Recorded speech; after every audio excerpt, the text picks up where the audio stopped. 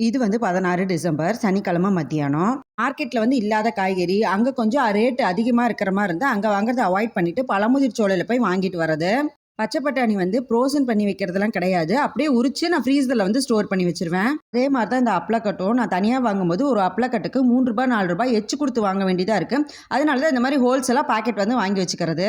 இன்னைக்கு லஞ்சுக்கு இந்த அப்பளத்த வந்து பொரிச்சு வச்சுட்டு, சாப்பிட்டதுக்கு அப்புறம் சாப்பிடுறதுக்காக இந்த சாலட் வெள்ளரிக்காய வந்து நறுக்கி வச்சுட்டேன். குட்டீஸ்க்கு வந்து 2 டேஸ் லீவுங்கிறனால, ஒண்ணு என் பின்னாடி அவ சுத்திட்டே இருப்பா, இல்லன்னா அவ பின்னாடி நான் சுத்திட்டே இருக்கணும். சைக்கிள் ஓட்ட வந்து தனியா விடமாட்டேன். அதனால போர் அடிக்குதுன்னு சொன்னனால, கொஞ்சம் தூரம் வந்து சைக்கிள் மட்டும் ஓட்டிட்டு அப்படியே வீட்டுக்கு வந்து வந்துட்டோம். நைட்டு டின்னருக்கு நூடுல்ஸ் பண்ணலான்னு சொல்லிட்டு, நூடுல்ஸ் கூட பச்சை பட்டாணியும் சேர்த்து வேக வச்சு, அத வந்து வடிகட்டி எடுத்து வச்சுக்கிட்டேன். நான் வந்து வெங்காயத்து கூட ஒரு 3 கலர்ல இருக்க குடமிளகா மட்டும் எடுத்துக்கிட்டேன். நீங்க எக்ஸ்ட்ரா வேணும்னா வெஜிடபிள்ஸ் கூட ஆட் பண்ணிக்கலாம். அந்த கேப்சிகம்க்கு தேவையான உப்பும், மிளகுத்தூள் மட்டும் ஆட் பண்ணிட்டு, கூடவே வந்து நூடுல்ஸ் கூட குடுக்குற மசாலாவையும் ஆட் பண்ணிக்கிட்டேன். வெளியில வந்து மழை பெஞ்சுக்கிட்டே இருந்தது. அதுக்கு இந்த சூடா நூடுல்ஸ் சாப்பிடும்போது அவ்வளோ நல்லா இருந்தது.